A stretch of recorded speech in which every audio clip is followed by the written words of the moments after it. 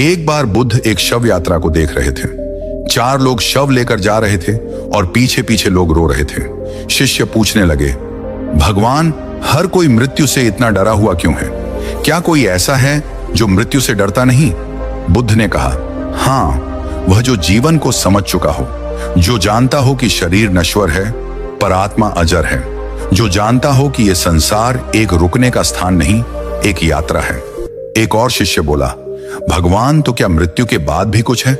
बुद्ध ने उसकी आंखों में झांका और बोले, यदि तुमने जीवन में सच्चे ज्ञान की प्राप्ति की है तो तुम्हें मृत्यु के बाद जानने की आवश्यकता ही नहीं होती, क्योंकि तब तुम्हें स्वयं का बोध हो जाता है, और जो स्वयं को जान लेता है वह जन्म और मृत्यु के चक्र से मुक्त हो जाता है। एक दिन एक युवा भिक्षु ने बुद्ध से प्रश्न किया, भगवान, जब मृत्यु निश्चित है तो जीवन का उद्देश्य क्या है? बुद्ध ने एक वृक्ष की ओर इशारा किया, देखो उस वृक्ष को, वह हर साल पत्तियां खो देता है पर फिर भी हर वसंत में वह हरा हो उठता है। वह जानता है कि पतझड़ आएगा, फिर भी वह पूरी शक्ति से जीता है। तुम भी जीवन को उसी तरह जियो, मृत्यु से भयभीत होकर नहीं, बल्कि हर क्षण को पूर्णता से जियो। भिक्षु की आंखों में चमक आ गई। तो क्या मृत्यु अंत नहीं है भगवान? बुद्ध ने उत्तर दिया, मृत्यु अंत नहीं, एक परिवर्तन है। जैसे सूर्य डूबता है तो रात आती है और फिर अगली सुबह नया सूर्योदय होता है, ऐसे ही मृत्यु एक नई यात्रा का आरंभ है। एक बार एक राजा बुद्ध से मिलने आया। वह मृत्यु से बहुत डरता था। उसने पूछा, भगवान, मेरी आयु बढ़ रही है, मैं मृत्यु से भयभीत हूं, क्या कोई उपाय है जिससे मैं मृत्यु से बच सकूं? बुद्ध ने उसकी ओर स्थिर दृष्टि से देखा और कहा, राजन, क्या तुम कभी बिना रात के दिन देख सकते हो? बिना पतझड़ के वसंत, बिना मृत्यु के जीवन? राजा चुप हो गया। बुद्ध ने आगे कहा, तुम मृत्यु से नहीं डरते, तुम इस बात से डरते हो कि तुमने अभी तक सच्चा जीवन जिया ही नहीं। तुमने जीवन को पकड़ा नहीं, बस उसे खर्च किया है। अब भी समय है राजन, जागो। जो मृत्यु को समझ लेता है वही सच्चे जीवन का स्वाद लेता है। मृत्यु को जानना ही जीवन को जानना है। राजा की आंखों में आंसू थे, पर वह आंसू डर के नहीं, जागृति के थे। बुद्ध अपने शिष्यों के साथ नदी के किनारे बैठे थे। हवा में शांति थी, लेकिन कहीं दूर से चिता की राख की गंध आ रही थी। एक शिष्य आनंद, जो बुद्ध के सबसे प्रिय और निकटतम शिष्य थे, उन्होंने पूछा, भगवान, जब कोई हमें छोड़कर चला जाता है तो मन में शून्यता भर जाती है। हम क्यों इतना दुखी हो जाते हैं? मृत्यु तो स्वाभाविक है ना? बुद्ध ने रेत में उंगलियों से एक रेखा खींची और बोले, आनंद, इस रेखा को देखो, ये जीवन है, पर यह भी देखो, रेत में पहले से कितनी रेखाएं मिट चुकी हैं, कितने पैरों के निशान बह गए हैं। क्या वो निशान झूठे थे? आनंद ने उत्तर दिया, नहीं भगवान, वे सच थे, पर अब नहीं है। बुद्ध ने गहरी आवाज में कहा, बस वही जीवन है। जीवन एक निशान है जो सच्चा होता है पर नश्वर भी। हम उसे पकड़ने की कोशिश करते हैं, पर वह तो समय के साथ मिट जाता है। दुख इसीलिए होता है क्योंकि हम उस निशान को हमेशा के लिए बनाए रखना चाहते हैं। आनंद के चेहरे पर विचारों की लहर दौड़ गई। उसने कहा, तो क्या हमें किसी के जाने पर दुखी नहीं होना चाहिए? बुद्ध मुस्कुराए और बोले, दुखी होना स्वाभाविक है, पर उस दुख में उलझे रह जाना वह अज्ञानता है। समझो कि वह व्यक्ति अपने जीवन की यात्रा पूरी कर चुका है, और जैसे तुम एक दीपक बुझाकर दूसरा जलाते हो, वैसे ही आत्मा एक शरीर को छोड़कर दूसरा खोजती है। मृत्यु का अर्थ तब समझ आता है जब हम जीना सीख जाते हैं। गांव की एक वृद्धा, जिसका नाम माया था, बुद्ध से मिलने आई। वह कांप रही थी। उसके साथ था उसका पुत्र, जिसे कुछ ही दिन में युद्ध पर जाना था। माया ने कांपती आवाज में कहा, भगवान, मेरा बेटा जा रहा है। मैं जानती हूं कि युद्ध में कुछ भी हो सकता है। मैं हर पल भय में हूं। उसे जाने से रोक नहीं सकती, पर अपने हृदय को समझा भी नहीं पा रही।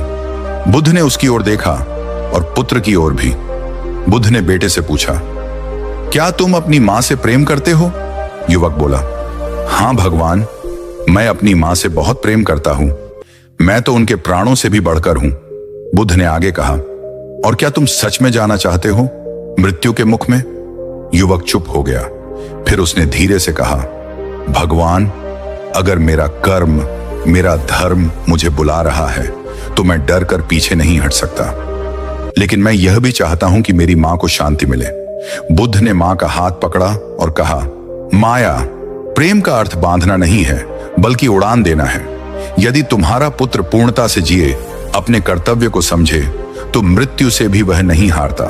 और यदि तुम उसे प्रेम से विदा कर सको, तो तुम्हारा हृदय भय से मुक्त हो जाएगा। वह मां रोई, पर अब उसके आंसू दूह के नहीं, विश्वास के थे। गांव में एक वृद्ध आया, कांपते हाथों से बुद्ध के सामने झुका और बोला, भगवान, मेरा जीवन अब समाप्ति की ओर है। मैं जानता हूं कि मृत्यु पास है, पर मेरा मन भय से कांप रहा है। मुझे समझ नहीं आता कि मैं इस डर से कैसे मुक्ति पाऊं। बुद्ध ने पूछा, जब तुमने जीवन जिया, तब क्या तुमने हर दिन जागकर स्वयं से पूछा था, क्या मैंने आज सच्चा जीवन जिया?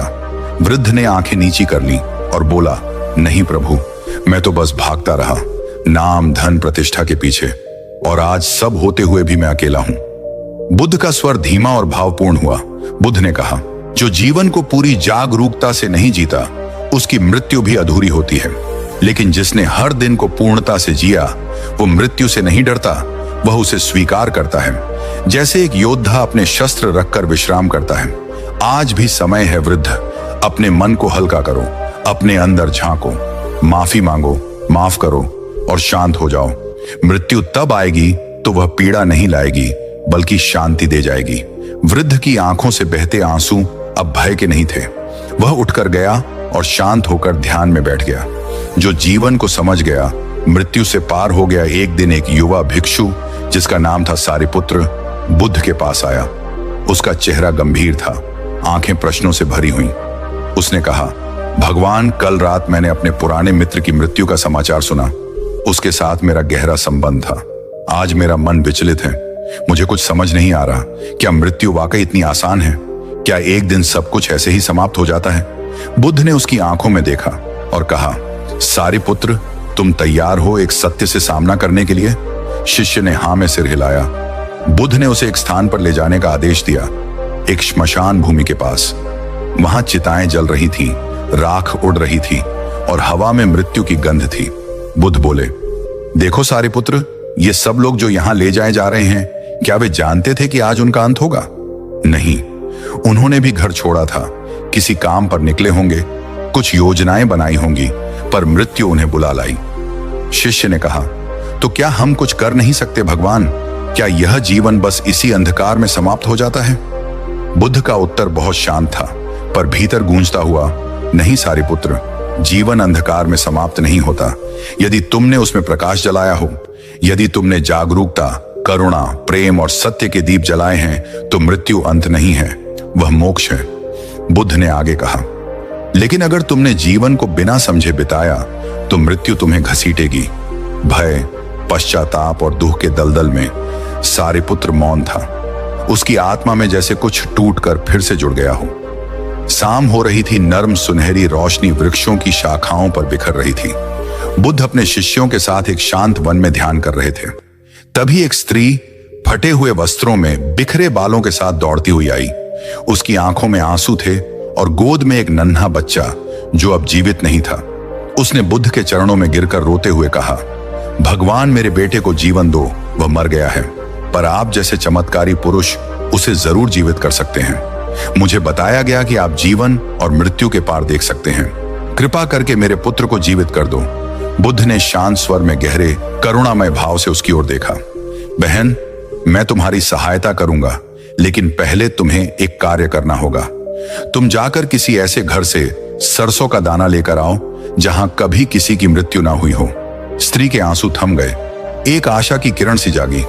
स्त्री ने कहा, हां भगवान, मैं अभी जाती हूं। वह गांव गांव घर घर गई। हर दरवाजे पर जाकर पूछती, क्या आपके घर में कभी किसी की मृत्यु नहीं हुई? मुझे बस सरसों का एक दाना चाहिए। पर हर घर में एक ही उत्तर मिला, हमने भी किसी न किसी प्रियजन को खोया है। मृत्यु हमारे घर भी आई थी। धीरे धीरे वह स्त्री समझने लगी, मृत्यु कोई सजा नहीं है, मृत्यु कोई दुर्घटना नहीं है, वह तो जीवन का स्वाभाविक भाग है। उसके चेहरे पर अब वही पीड़ा नहीं थी जो पहले थी, अब वहां शांति थी। मृत बच्चे को बहुत प्रेम से देखा और फिर उसका अंतिम संस्कार किया। अगले दिन वह बुद्ध के पास लौटी। उसने कहा, भगवान, मैं समझ गई, आप मुझे जीवन और मृत्यु का अर्थ समझा गए। बुद्ध मुस्कुराए और कहा, जीवन और मृत्यु एक ही सिक्के के दो पहलू हैं। जब जन्म हुआ तभी मृत्यु भी हुई।